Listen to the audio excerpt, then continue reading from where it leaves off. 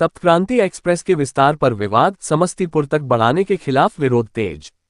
Saptakranti express issue. Paschim Champaran में Saptakranti express को समस्तीपुर तक बढ़ाने के प्रस्ताव का कड़ा विरोध हो रहा है। DRUCC सदस्य राकेश सिंह ने इसे चंपारण के यात्रियों के लिए नुकसानदायक बताया है, क्योंकि इससे सीटों की किल्लत बढ़ेगी। संवाद सूत्र, Bagaha, Paschim Champaran. Samastipur extension protest. Saptakranti express के प्रस्तावित विस्तार को लेकर पश्चिम चंपारण में विरोध तेज हो गया है। इस ट्रेन को समस्तीपुर तक बढ़ाने की मांग के खिलाफ अब स्थानीय स्तर पर आवाज उठने लगी है और इसे यात्रियों के हितों के खिलाफ बताया जा रहा है। DRUCC सदस्य ने जताया विरोध। मंडल रेलवे उपयोगकर्ता परामर्शदात्री समिति DRUCC के सदस्य राकेश सिंह ने इस प्रस्ताव का कड़ा विरोध करते हुए कहा कि यह फैसला चंपारण क्षेत्र के यात्रियों के लिए नुकसानदायक साबित होगा। उन्होंने इसे अव्यवहारिक बताते हुए आंदोलन की चेतावनी दी है। चंपारण के लिए शुरू हुई थी ट्रेन।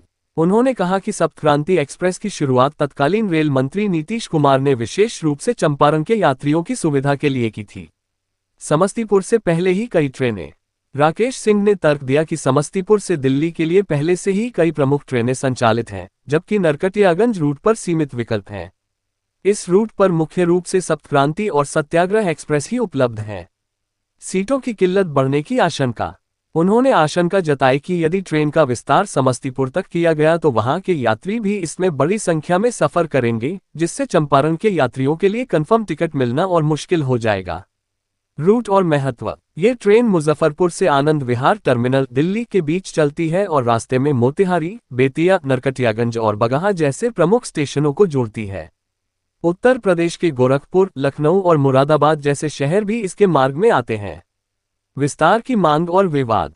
समस्तीपुर की सांसद द्वारा इस ट्रेन को वहां तक बढ़ाने की मांग की गई है, लेकिन इस पर अब क्षेत्रीय असंतोष सामने आने लगा है। रेलवे की ओर से अभी तक इस प्रस्ताव पर कोई अंतिम निर्णय नहीं लिया गया है। आंदोलन की चेतावनी। चंपारण के रेलवे उपयोगकर्ताओं का कहना है कि यदि उनकी मांगों को नजरअंदाज किया गया तो वे आंदोलन करने को मजबूर होंगे। फिलहाल यह मुद्दा बहस और विरोध के बीच बना हुआ है।